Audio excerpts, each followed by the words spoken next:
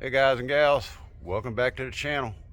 Another day, another build, rot repair, whatever you want to call it. But I'm gonna do a short video here and then I'll put another one out in a couple of days, so stay tuned. And here we go. Here's what we've found behind here. Rot, foam, rot. Somebody knew this was leaking. They come in here and try to repair it. Look at this. All rotted out. All rotted out all the way down.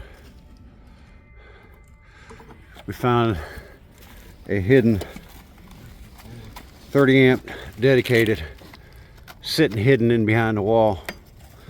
This is all rotted out. Our bottom plates rotted out.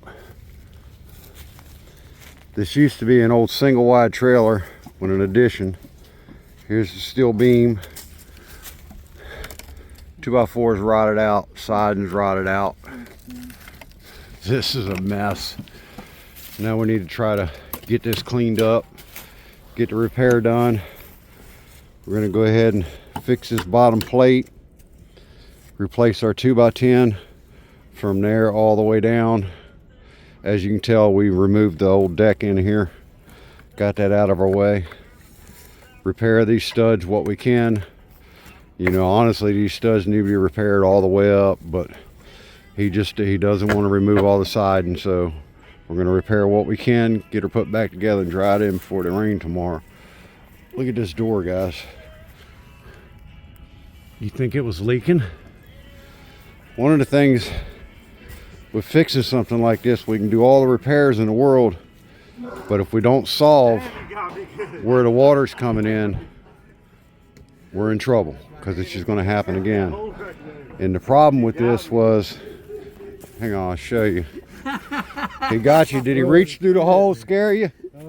The reason this was leaking, when they ran this decking, they didn't turn any flashing up behind the siding.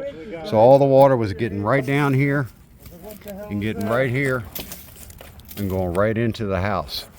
Always, anytime you do a deck, you have to put some flashing here, something, some flashing tar paper, anything's better than nothing. But gosh, man, what a mess. All right, guys, I'll keep you updated and put another video out in a day or two once we get her put back together. Thanks for watching. One thing I forgot to warn you guys about in the first two videos, when you open this stuff up, wear a mask for sure. I ended up getting a respiratory infection that turned into pneumonia, nasal infection.